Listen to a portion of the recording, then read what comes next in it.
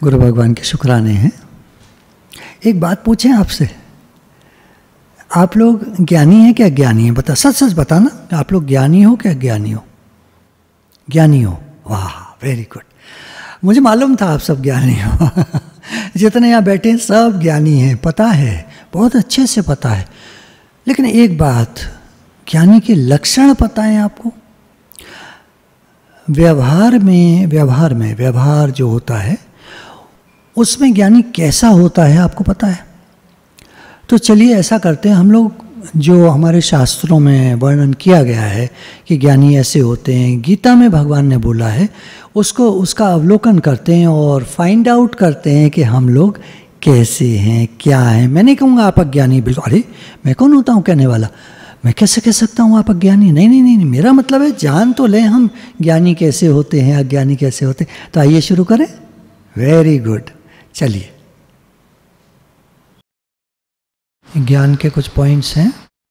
किसी भी ग्रंथ को रटकर बोलने से कोई ज्ञानी नहीं हो जाता। जैसे हम सत्संग में आते हैं, सत्संग की बातें सुनते हैं और सुन करके फिर बोलने लगते हैं, सुनाने लगते हैं, तो उससे हम ज्ञानी नहीं हो जाते। वेदांत की पुस्तकों को पढ़कर कंठस्थ करके बोलने से कोई ज्ञानी नहीं हो जाता। वेदांत ब्रह्म ज्ञान को पढ़ करके बोलने लगे कोई तो ज्ञानी नहीं हो जाता। इस लोक या परलोक की कोई कामना जिसके चित्त को आकर्षित नहीं कर सकती वही ज्ञानी है। ज्ञानी कौन है? जिसको कोई भी कामना आकर्षित न कर सके, एक भी इच्छा जिसके मन को लुभा न सके। देखिए, मन में बातें तो आती हैं, सबके आती हैं। कोई भी आप बात करिए किसी से, तुम्हारे मन में बात आती है क्या? तो कहेगा हाँ आती है। मन में बातें आती हैं और सबके आती हैं। तो अब हम ये सोचें मेरे मन में ना आए, वो नहीं कह रहे। ये कह रहे हैं कि जो बातें मन में आती हैं, दुनिया में दिखती हैं, जो होता है, जो भी कुछ सुनाई देता है, मन में कोई बात आती है तो वो रुकती तो नहीं है, मन में अटकती तो नहीं है। हमारा मन तो नहीं करता उन चीज़ों को पाने का, चाहना तो नहीं होती मन में, कामना तो नहीं होती। ये देखने की बात है। मतलब हम मन की किसी बात से चिपक तो नहीं जाते। वो जो एक वृत्ति उठी, जो एक विचार उठा, क्या वो संकल्प तो नहीं बन जाता? क्योंकि ये संसार संकल्प की सृष्टि है। हम जैसा संकल्प करते हैं, धीरे धीरे करके देखते हैं कि वो चीज़ जीवन में आ जाती है। अब वो अच्छी है, बुरी है, भगवान उसकी परवाह नहीं करते। हम जो मांगते हैं संकल्प बनता है और वो संकल्प पूरा होता है। कब पूरा होगा, कैसे पूरा होगा नहीं मालूम, लेकिन वो संकल्प पूरा होता है। और जब वो पूरा होता है तो अच्छा होता है, तो बहुत अच्छा लगता है। और बुरा होता है, बुरा क्या? जो मन हमको संसार में फंसा दे वो बुरा है। तो हमने संसार की कामना करी, संकल्प करा, संसार सामने आया, वो बातें सामने आई, फिर हम सोचते हैं मेरे साथ ऐसा क्यों हो रहा है? मैं तो चाहता हूँ भगवान में मन लगे और ये मेरा मन संसार में जा रहा है। तो संकल्प हमारा ही किया हुआ होता है। जैसा संकल्प करेंगे वैसा होगा। तो ज्ञानी कौन है? जिनको इस लोक या परलोक की कोई कामना आकर्षित न कर सके। इस लोक या परलोक की कोई भी कामना आकर्षित न कर सके, वो ज्ञानी है। जिसका चित्त कामना रहित होने के कारण निर्मल और शांत है। जिसका चित्त हर समय शांत रहता है। एक बार किसी ने गीता भगवान से पूछा कि कैसे पहचान लगे कि हम जिन संत के पास बैठे हैं ये सच्चे हैं कि झूठे हैं? तो गीता भगवान ने कहा कि तुम ऑब्जर्व करना, तुमको शांति आ रही है, शांति आ रही है मन में, शांति आ रही है तो तुम सच्चे संत के पास बैठे हो। ये पहचान है। वो कितना बढ़िया बोल रहे हैं वो मतलब नहीं है। बोल रहे हैं नहीं बोल रहे हैं। रमण में ऋषि के पास लोग आते थे, बैठे रहते थे चुपचाप, वो बोलते नहीं थे और लोगों को बड़ी शांति मिलती थी, बहुत अच्छा लगता था। प्रश्न के जवाब मन ही मन सॉल्व हो जाते थे, उत्तर मन ही मन मिल जाता था। तो सच्चा संत बोले न बोले, कम बोले, कुछ बोले, बढ़िया न बोले, बढ़िया मतलब रोचक वाणी, दृष्टांत सुनाना, कहानियाँ सुनाना, कुछ न करे, लेकिन हमको शांति महसूस हो, ये पहचान। ज्ञानी में मान नहीं होता, दंभ दिखावा नहीं होता। मान की इच्छा नहीं होती ज्ञानी को, मेरा मान हो, मुझे लोग पूछें, मुझे लोग माने, ये नहीं होता। मानो तो ठीक, नहीं मानो तो ठीक। मानो तो क्यों ठीक? बोला मन में मानोगे, श्रद्धा रखोगे तो तुम्हें लाभ होगा, इसलिए नहीं कि उन्हें कुछ चाहिए। मानो तो क्यों मानो? क्योंकि मानने वाले को लाभ होगा, फायदा होगा, ज्ञान जीवन में आएगा। तो ज्ञानी में मान नहीं होता, दंभ या दिखावा नहीं होता। ज्ञानी में अहिंसा, अहिंसा भाव, किसी के प्रति वैर भाव नहीं होता उनका, किसी का नुकसान कर देने का भाव नहीं होता उनके मन में। क्षमा, वो सबको माफ कर देते, कोई कैसे भी चले, कुछ भी बोले, कुछ भी करे, वो माफ कर देते, क्षमा भाव होता है। ठीक है, सब अपनी आदत से चल रहे हैं, सब रूप में है तो भगवान ही देखा जाए तो किसी की आदत के हिसाब से उनको कोई प्रॉब्लम नहीं होती, वो क्षमा कर देते। सरलता, पवित्रता, बाहर की भीतर की पवित्रता को पवित्रता कहते हैं। नहा धोकर साफ सुथरा रहना, साफ सुथरे कपड़े पहनना, नए नए नहीं, रोज रोज नए नए कपड़े की बात नहीं हो रही है, साफ सुथरे कपड़े पहनना। और अंदर की मन की पवित्रता, मन की पवित्रता क्या है? जिसमें राग द्वेष ना हो, एकाग्रता, जिनकी एकाग्रता बनी रहती है, मन भटकता नहीं है संसार में, जागृति, जागे हुए रहते हैं, मन से नहीं मिले रहते। जो मन से मिल गया वो सो गया, और जागा हुआ कौन? जो मन से नहीं मिलता है, अलर्ट अवेक रहता है, अलर्ट रहते हैं। मन की बेकार की बातों से नहीं मिलना है। मन तो कुछ कुछ लाता है, बुरे बुरे ख्याल लाएगा, तरह तरह के ख्याल लाएगा, नेगेटिव लाएगा, उल्टे सीधे लाएगा, कोई मतलब नहीं ख्याल आ रहे हैं। कभी आपने देखा हो, थोड़ी देर के लिए आप बैठे हैं कि हम शांत होकर बैठेंगे, तो जो विचार आते हैं मन में वो कौन से काम के होते हैं देखिएगा कभी। एक आध कोई काम का होता है, बाकी सब बेकार होते हैं, कोई मतलब नहीं है, जिनसे कोई मतलब नहीं है। तो जागृति और प्रेम, उनके अंदर में सदा प्रेम रहता है, सबके प्रति, सबके प्रति, कुछ लोगों के प्रति नहीं, सबके प्रति प्रेम रहता है। ज्ञानी स्थिर चित्त होते हैं, चित्त उनका स्थिर रहता है। मनोनिग्रही होते हैं, मन वश में रहता है। उनमें इंद्रियों के भोगों के प्रति वैराग्य होता है, इंद्रियों के भोगों के प्रति वैराग्य रहता है। इंद्रियां तो भोग मांगती हैं, पर उनके मन में वैराग्य रहता है। अहंकार का अभाव होता है, अहंकार नहीं होता। अहंकार क्या है? मैं, शरीर भाव, मैं करता हूँ। अक्सर लोग ये कहते हैं कि हम ये करते हैं, वो करते हैं, ज्ञान में मन लगेगा तो लगेगा कि अब शांत बैठो, क्या करना है। तो फिर काम कैसे चलेगा? भाई हम सब कुछ करते हैं, काम कैसे चलेगा? ज्ञान में लग जाएंगे तो काम कैसे चलेगा? भगवान में लग जाएंगे तो काम कैसे चलेगा? तो विचार की बात यह है कि इस दुनिया को हम चलाते हैं या भगवान चलाते हैं। अभी विचार करके देखना पड़ेगा। इस समय तो यहाँ बैठ के लगता है कि भगवान चलाते हैं, घर में बैठ के क्या लगता है? कारोबार पर जब होते हैं तब क्या लगता है? ये कारोबार सब भगवान चला रहे हैं, या लगता है कि मैं चला रहा हूँ? दुकान में चलाता हूँ कि भगवान चलाते हैं? 2-3 लोग हैं मान लीजिए दुकान पर, तो हम कभी नहीं गए तो दुकान चलती नहीं है, सब चलती है, सब दुनिया चलती है। लेकिन हम सोचते हैं मैं चलाता हूँ, बस ये निकाल देना है, मैं नहीं चलाता हूँ, भगवान चलाते हैं।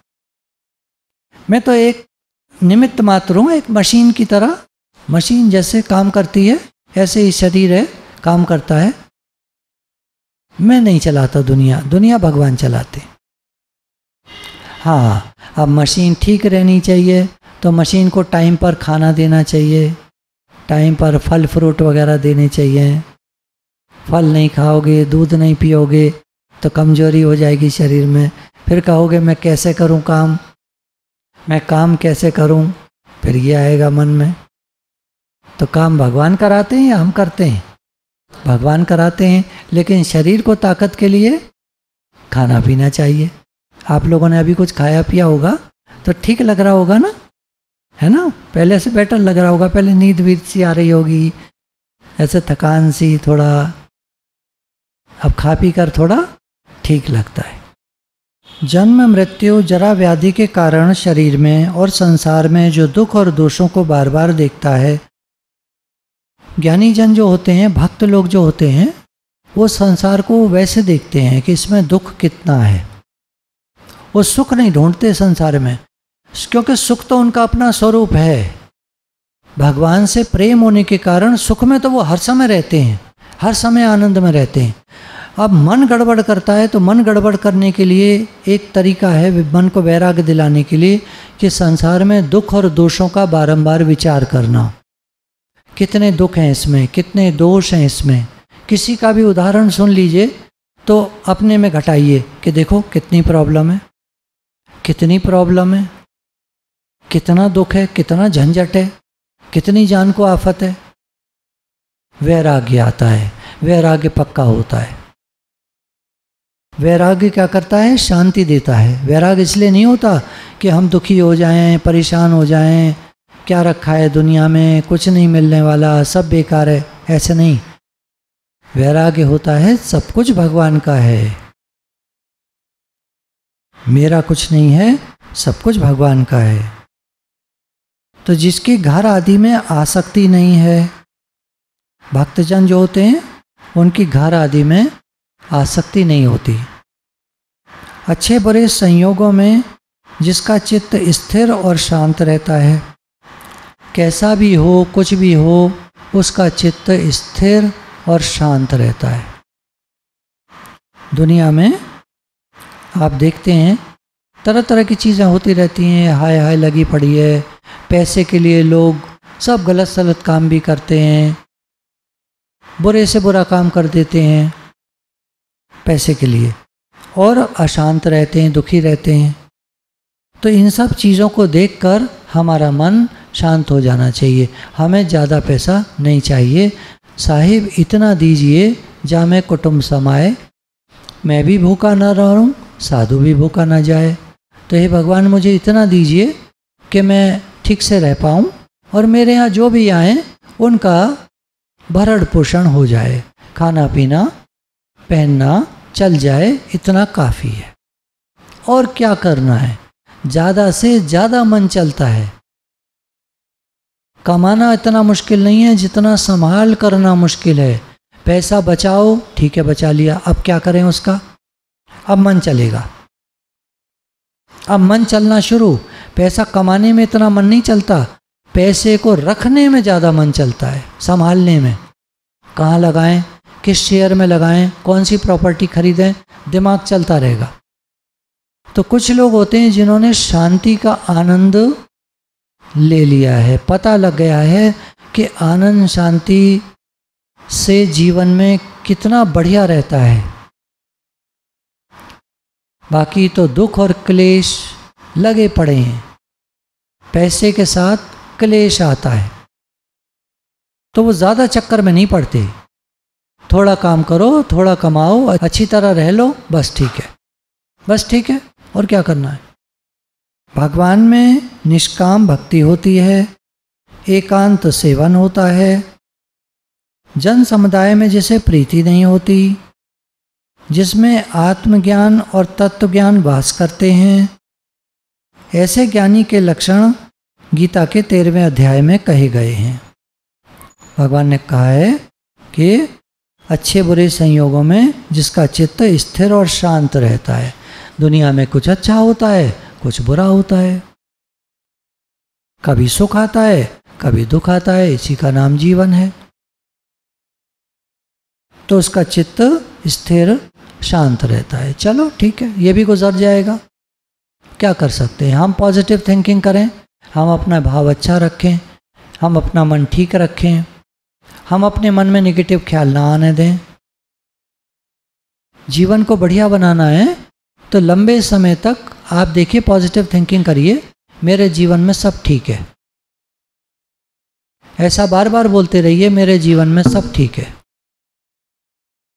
तो उससे देखेंगे कि जीवन में सब ठीक रहने लगेगा। सब तो ठीक होता नहीं है, काफ़ी कुछ ठीक रहने लगेगा।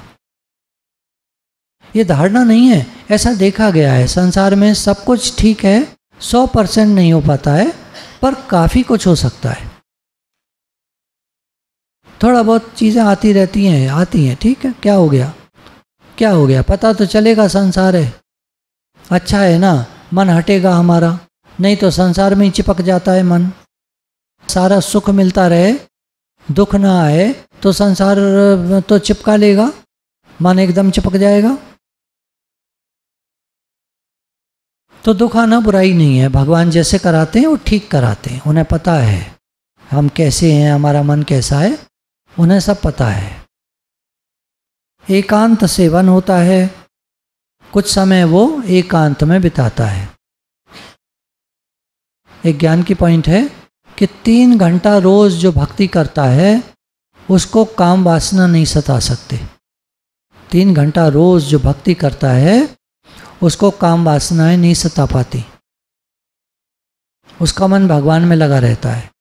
3 घंटा रोज ठीक से जप करना है, ध्यान करना है, पढ़ना लिखना है, माला जप करनी है, सत्संग है, गुरु की वाणी सुननी है, कई तरीके हैं।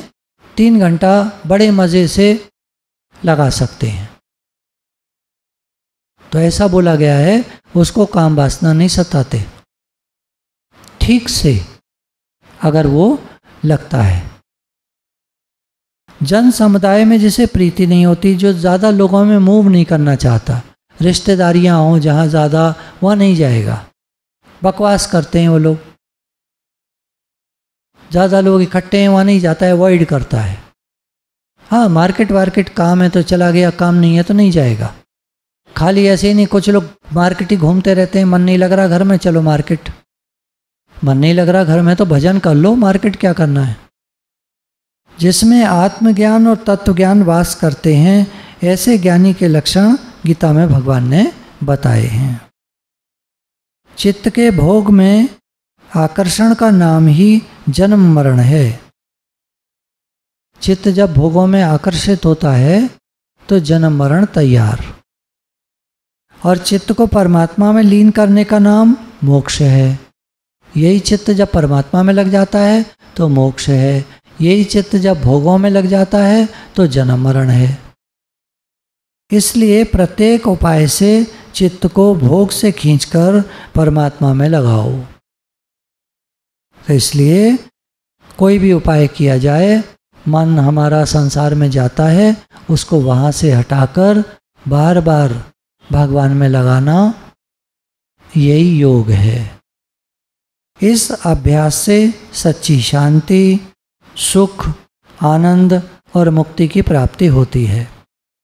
तो जब मन को संसार से हटाकर भगवान में लगाते हैं तो ये अभ्यास जो हम करते हैं इसी से सच्ची शांति मिलती है, सुख मिलता है, आनंद मिलता है और अंत में मुक्ति की प्राप्ति होती है। जैसे कोई कहते हैं कि घर वालों को तो कितना भी समझाओ समझते नहीं है, क्या करें? क्या करो? मन को हटाओ, तुम समझो, तुम समझे, तुमने गुरु की बात समझी। प्रश्न उठता है यहाँ पर कि क्या हम समझे हैं? हमने गुरु की बात को समझा है? कोई नहीं समझता, छोड़ो। कोई समझे ना समझे उससे क्या फर्क पड़ता है, हमारा उद्धार हो जाएगा। कोई समझ गया तो फिर तो गुरु कहते हैं कोई समझे ना समझे तुम समझो, हम अपना उद्धार करें, हम अपने मन को शांत करके भगवान में लगाएं। अब कभी कभी कह रहे हैं मन को शांत करने के उपाय होते हैं। कभी हम नियम बना लेते हैं, कुछ लोग जब मौका मिलता है तब चले जाते हैं, साल में 1 बार 2 बार। जैसे आप लोग 4 दिन के लिए यहाँ आ गए, अलीगढ़ आ गए हैं, काफ़ी लोग बाहर से आए हुए हैं, तो 4 दिन के लिए आ गए हैं, कोई 2 दिन के लिए आ गए हैं, कोई 1 दिन को आए हैं, जैसा मौका हो तो आए रहे आप। तो उससे क्या होता है, मन परिवर्तित होता है। वही संसार में लगा हुआ मन, वही बातें, वही तेरी मेरी, वही इधर की उधर की लगी रहती हैं बातें। तो उन सब से हट करके हमारा मन भगवान में लगता है। तो थोड़ा समय निकालकर ऐसी जगह जाएं जहाँ प्राकृतिक वातावरण हो, जहाँ बैठकर महापुरुषों ने तप किया हो। ये अम्मा जी की तपोस्थली है। कहीं भी जाते हैं हम भी, अच्छा लगता है, घूमो फिरो, पर जो वापस आकर जो शांति मिलती है वो दुनिया में कहीं है नहीं। एक दिन बता रहे थे कुछ लोगों को अब अनुभव कि गए, सुबह 4 बजे उठे, भागे एक जगह सत्संग, फिर सुबह अगले दिन 4 बजे उठे, भागे दूसरी जगह सत्संग, फिर तीसरे दिन सुबह 4 बजे उठे, भागे चौथी जगह सत्संग, फिर खैर वहाँ 3-4 दिन रहे, फिर वहाँ से भागे अगले दिन सुबह 4 बजे फिर एक जगह सत्संग, फिर वापस अलीगढ़। तो बोला कोई चैन है इसमें? कहीं चैन नजर आया आपको? ऐसे तो भागते रहो, सत्संग के लिए भी भागो तो भी कह रहे चैन कहाँ है? प्राकृतिक शांत वातावरण हो, जहाँ कहीं महापुरुष ने किन्हीं ने तप किया हो, ऐसे नदी, तालाब, सरोवर, समुद्र, पर्वत आदि के समीप तीर्थ स्थानों में जाना चाहिए। या ये सब एक तरफ, या गुरु के दर पर जा कर के रहना चाहिए। हमें तो शुरू से ही गुरुजी ने आदत डाल दी थी, साल में जितनी बार मौका मिलता था गुरु दर पे जाके रहते थे। 1 हफ्ता करीब नियम था, कभी कुछ कम टाइम मिला तो 5 दिन, नहीं तो 1 हफ्ता गुरु के दर पे जाके रहते थे। कई बार, साल में कई बार, जितना मौका लग जाए गुरु के दर पे जाके रहते थे। और ये क्रम 17 साल तक चला। अम्मा जी ने शुरू में आदत डाल दी थी, गुरु के दर पे जाओ, गुरु के दर पे जाओ, और कहीं नहीं जाते थे हम। कभी कभी चले गए साल में 1 आध बार कहीं घूमने। उसके बाद फिर बहुत सारे तीर्थ शुरू हो गए, बहुत सारी चीज़ें शुरू हो गईं, ग्रुप्स जाने लगे सत्संग के लिए, शिविर लगने लगे, ऐसे। और नहीं तो गुरु के दर पे। तो ये सारी चीज़ें एक तरफ हों, प्राकृतिक वातावरण हो, जहाँ बैठकर महापुरुषों ने तप किया हो, ऐसे नदी, तालाब, सरोवर, समुद्र, पर्वत आदि के समीप तीर्थ स्थानों में जाना चाहिए, या गुरु के दर पर जाकर रहना चाहिए। सारे प्रश्नों के जवाब मिल जाते हैं, मन शांत हो जाता है। बार बार जाने से क्या होता है, बार बार मन में उथल पुथल हो जाती है, तो बार बार जाकर के मन शांत होता है, बार बार जाकर मन शांत होता है। फिर आते हैं, फिर मन ऐसे ही होने लगता है खराब, फिर जाकर रहते हैं, फिर मन शांत होता है। तीर्थों पर जाकर दान पुण्य, सत्संग, भगवान नाम का जप, भजन आदि करें। तो ऐसे हम गुरु के दर पर जाएं तो सत्संग, भगवान नाम का जप, भजन, पढ़ना लिखना नियम बना लें अपना। गुरुजी नहीं होते थे किसी टाइम तो हमसे कह दिया जाता था आप लोग बैठकर ध्यान करो, शांत भाव से बैठे रहते थे, एक एक घंटा बैठे रहते थे ऐसे ही बिल्कुल चुप मौन, बात कोई नहीं करता था। वहाँ सबके लिए निर्देश था, बात कोई नहीं करेगा। सत्संगी आपस में बात नहीं करेंगे। गुरु के दर पर ये नियम होता है, रूल होता है, कायदा होता है कि सत्संगी लोग आपस में बात नहीं करेंगे। अगर व्यवहार की कोई बात करनी है, जैसे किचन में करते हैं, वो एक अलग बात है, बाकी वैसा नहीं बात करेंगे, जनरल नहीं बात करेंगे, बेकार की बात नहीं करनी है। बहुत काम की बात है, कोई ज़रूरी तो करिए। भारी भोजन न करें, हैवी वहाँ पर जाकर, गुरु के दर पर जाकर हल्का भोजन करके रहें, ताकि मन अलर्ट रहे, सब बातों को सुने। हो सके तो फलाहार या एक समय ही भोजन करें, ताकि दिन भर अलर्ट रहें। अपने इष्ट के मंदिर के दर्शन करें, मंदिर में मूर्ति के, यहाँ पर जैसे ये अब सत्संग भवन कह लीजिए चाहे मंदिर कह लीजिए, तो यहाँ भगवत दर्शन, उसी भाव में बैठना, जैसे मंदिर में बैठ जाते हैं शांत भाव से, ऐसे हम बैठे हैं। एक जनी अभी विदेश से आई थी, तो 6-7 दिन रहीं, बहुत अच्छा लगा, तो फिर चली गई अपने शहर, वापस जाना है, अब अमेरिका जाना है, तो किसी कारण से फ़्लाइट को पोस्टपोन कर दिया। तो फिर फ़ोन आया था कि हम 3-4 दिन के लिए और आ जाएं। ठीक है। तो इन लोगों को बड़ी कदर होती है, जो बाहर से आते हैं ना, इनको तो बहुत ज़्यादा कदर होती है। इनके लिए तो एक ऐसी चीज़ है जैसे गोल्डन पीरियड, साल में एक बार मिलता है बस। तो जाकर के हम बिल्कुल ऐसे बैठे हैं जैसे मंदिर में बैठे हैं, शांत भाव से अपने मन को भगवान में लगाएं। इस प्रकार किया हुआ तीर्थ सेवन या गुरु दर का सेवन मन को शांत करके मोक्ष के मार्ग की ओर ले चलता है। तो हमको धीरे धीरे करके हम उन्नति के मार्ग पर बढ़ते चले जाते हैं। ज़्यादा नहीं सोचना चाहिए क्या होगा कैसे होगा आगे का, बस इस दर पर हम लग गए हैं, इस ज्ञान के मार्ग पर, भक्ति के मार्ग पर हम लग गए हैं। अब बस भगवान हमको ले जाएंगे। जैसे बात चलती है ना, किसी ने पार्टी में बुलाया, अब पार्टी में बुलाया, अब वो भोजन कराएगा कि नहीं कराएगा ये सोचना बनता है। पार्टी में बुलाया है, उसने थालियां लगवा दी हैं, कटोरियां लग गई हैं, चम्मच लग गई हैं, पानी के गिलास भी रख गए हैं, हमको बिठा भी दिया गया है, अब खाना देगा कि नहीं देगा। तो मूर्खता है ऐसे सोचना। ऐसे ही हमको मनुष्य शरीर मिल गया, सत्संग मिल गया, गुरु मिल गए, सत्संग चल रहा है, अब आगे क्या होगा बोला सोचना मूर्खता है। गुरु की एक पॉइंट चलती, दादा भगवान की चलती है कि गुरु की नाव में बैठ जाओ, तुम्हें कुछ नहीं करना है। ये तो एक पॉइंट है, करना कैसे नहीं है, करना तो बहुत कुछ है, अभ्यास करना है, नहीं करेंगे तो ऐसे थोड़ी होगा। मतलब उनका भाव है कहने का कि गुरु की नाव में बैठ गए, अब क्या करना है।